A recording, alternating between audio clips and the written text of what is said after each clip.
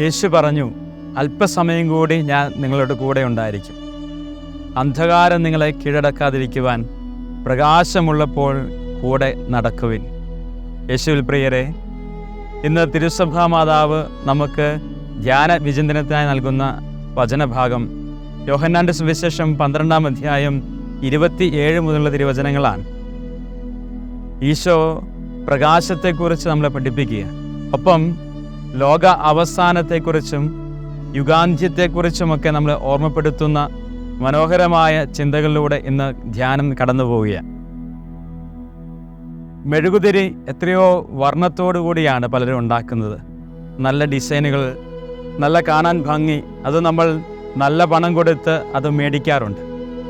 പക്ഷേ ആ മെഴുകുതിരിയുടെ അറ്റത്ത് നമ്മൾ തിരുനാളം കൊളുത്തിക്കഴിയുമ്പോൾ തൻ്റെ സൗന്ദര്യമെല്ലാം ഇങ്ങനെ ഒലിച്ച് തീർന്ന് ആ കുടുംബത്തിലും കത്തിച്ചു വെക്കുന്നിടത്തുമൊക്കെ ഒത്തിരി പ്രകാശമായിട്ടത് മാറാറുണ്ട്. ഇതുപോലെ ഈശോ പറയുകയാണ്, ഈ സമയമൊന്ന് കടന്നു പോയിരുന്നെങ്കിൽ, ദൈവമേ, ഈ മണിക്കൂർ എനിക്ക് താങ്ങാൻ പറ്റുന്നതിനേക്കാൾ അപ്പുറത്താണ്. തൻ്റെ ജീവിതത്തിൻ്റെ പീഡാസഹനങ്ങളെ ഓർത്ത്, താൻ ഏറ്റെടുക്കാൻ പോകുന്ന ജീവിതത്തിൻ്റെ വെല്ലുവിളികളെ ഓർത്ത്, ഭൂമിക്ക് വേണ്ടി ഒരു മെഴുകുതിരിയാവാൻ ഒരു ദൈവം ഇറങ്ങി വരുന്നതിനെ ഓർത്ത് അവൻ്റെ ചങ്ക് പിടയുന്നുണ്ട്.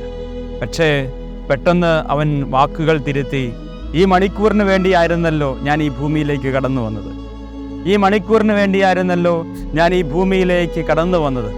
ഏറെ ധ്യാനിക്കേണ്ട, ചിന്തിക്കേണ്ട ഒരു വചനഭാഗമാണ്.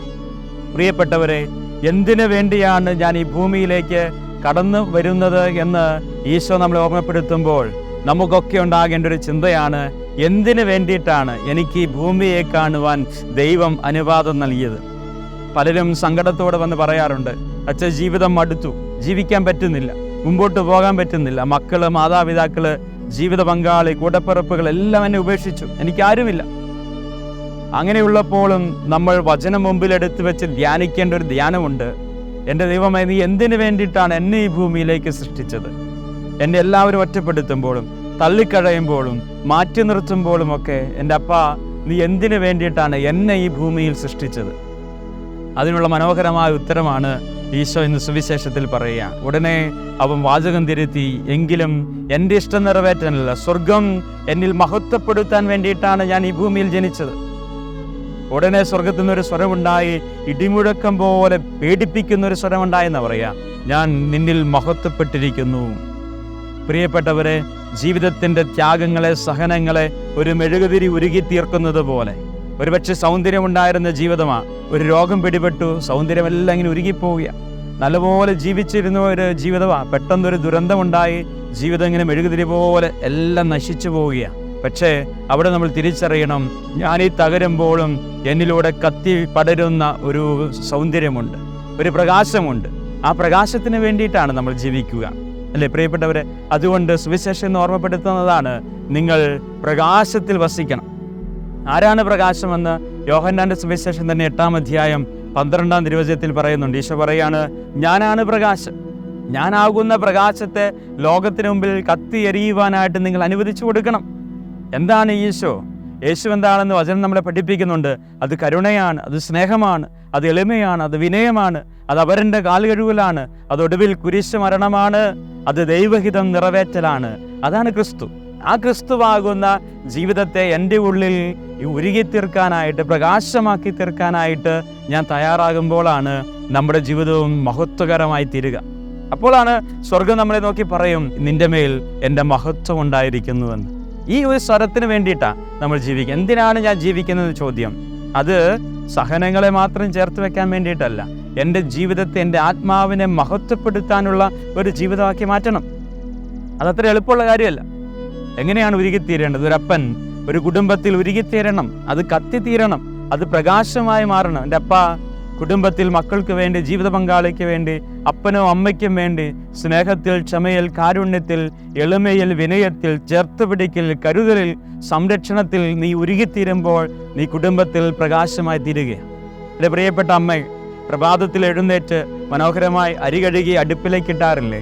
കുറച്ച് കഴിയുമ്പോൾ അത് വെന്ത് മനോഹരമായി അന്നമായി മാറാറില്ലേ?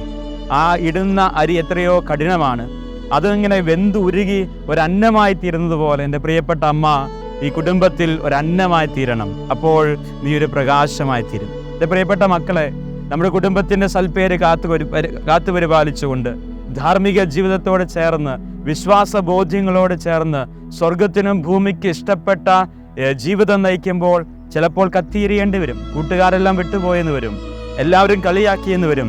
എന്നാൽ ദൈവസ്നേഹത്തെ പ്രതി കത്തിയെരിയുമ്പോൾ നീ ഒരു പ്രകാശമായി തീരും.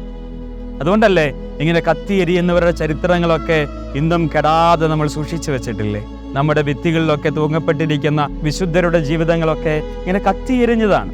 അനേകർക്ക് വേണ്ടി ദൈവസ്നേഹത്തെ പ്രതി കത്തിയെരിഞ്ഞവരാ. പക്ഷേ ഇന്നും അവരുടെ മുമ്പിൽ അനേകം മെഴുകുതിരികൾ കത്തിച്ചു തീർക്കാൻ കാരണം, അവരിങ്ങനെ ഉയരങ്ങളിൽ പ്രകാശമായിരിക്കാൻ കാരണം, അൾത്താരകളിൽ വണങ്ങപ്പെടാൻ കാരണം ദൈവമഹത്വത്തിനു വേണ്ടി തൻ്റെ ജീവിതത്തെ പരിപാലിച്ചു എന്നുള്ളതാണ്. ഞാൻ എന്തിനു വേണ്ടി ഈ ഭൂമിയിലേക്ക് കടന്നു വന്നുവെന്ന് തിരിച്ചറിഞ്ഞു എന്നുള്ളതാണ്. ഒരു വേള നമുക്കൊക്കെ സങ്കടം ഉണ്ടാകും. ഈശോയും പ്രാർത്ഥിച്ചത് അങ്ങനെയാ, അപ്പാ കഴിയുമെങ്കിൽ ഈ പാനപാത്രം ഒന്ന് എടുത്തു മാറ്റണമേ. അങ്ങനെയാണ് പ്രാർത്ഥിച്ചത്. കാരണം മനുഷ്യ സഹജമാണത്. ആ പ്രാർത്ഥന നമുക്ക് ആവശ്യമാണ്. അപ്പാ കഴിയുമെങ്കിൽ ഈ സഹനം ഒന്ന് മാറ്റിത്തരണം, ഈ വേദന ഒന്ന് മാറ്റിത്തരണം, ആ ജീവിത പങ്കാളി കുടിയൊന്ന് മാറ്റിത്തരണം, ഭാര്യയുടെ ദുർനടപ്പൊന്ന് മാറ്റിത്തരണം, മക്കളെക്കുറിച്ചുള്ള ആകുലതകളൊന്ന് മാറ്റിത്തരണം. എങ്കിലും തുടർന്ന് പ്രാർത്ഥിക്കണം, അപ്പാ ഈ ജീവിതം കാഴ്ചവെക്കാൻ വേണ്ടിയിട്ടാണല്ലോ നീ എന്നെ ഈ ഭൂമിയിലേക്ക് പറഞ്ഞയച്ചത്. ഉടനെ ഈശോ പ്രാർത്ഥിച്ചു, എങ്കിലും സ്വർഗത്തിൻ്റെ ഇഷ്ടം നിറവേറട്ടെ. ഈ സമയത്തിന് വേണ്ടിയിട്ടായിരുന്നല്ലോ ഞാൻ ഈ ഭൂമിയിലേക്ക് പിറന്നു വീണത് തന്നെ. പ്രിയപ്പെട്ടവരെ, നമ്മളും അങ്ങനെയാ. പിതാവിൻ്റെ ഇഷ്ടം നിറവേറ്റാൻ വേണ്ടി മാത്രമാണ് ഈ ഭൂമിയിൽ ജനിക്കുക. മരിക്കാൻ എളുപ്പമാണ്, ആത്മഹത്യ ചെയ്യാൻ എളുപ്പമാണ്. വിഷം കുടിച്ചോ എങ്ങനെ വേണമെങ്കിലും ആത്മഹത്യ ചെയ്യാം. പക്ഷേ ജീവിച്ച് ദൈവത്തിൻ്റെ മഹത്വം സ്വന്തമാക്കുക അത്ര എളുപ്പമല്ല. മദ്യം കഴിക്കാൻ എളുപ്പമാണ്, തോന്നിവാളി ജീവിക്കാൻ എളുപ്പമാണ്, ദേവാലയത്തിൽ കയറാതെ ജീവിക്കാൻ എളുപ്പമാണ്. പക്ഷേ ജീവിതം അങ്ങനെയല്ലല്ലോ. ഒരു ക്രിസ്ത്യാനിയുടെ ജീവിതം യേശുവിനെ ഭക്ഷിക്കുന്ന ജീവിതമാണ്. ക്രിസ്തുവിനെ തിന്നുന്ന മനുഷ്യരാണ്. അങ്ങനെയെങ്കിൽ പ്രകാശമാകുന്ന ക്രിസ്തുവിനെ തിന്നുന്ന നമ്മിൽ നിന്നും പ്രകാശമുണ്ടായില്ലെങ്കിൽ എത്രയോ വലിയ അന്ധകാരമാണ് നമ്മൾ പരത്തിക്കൊണ്ടിരിക്കുന്നത്.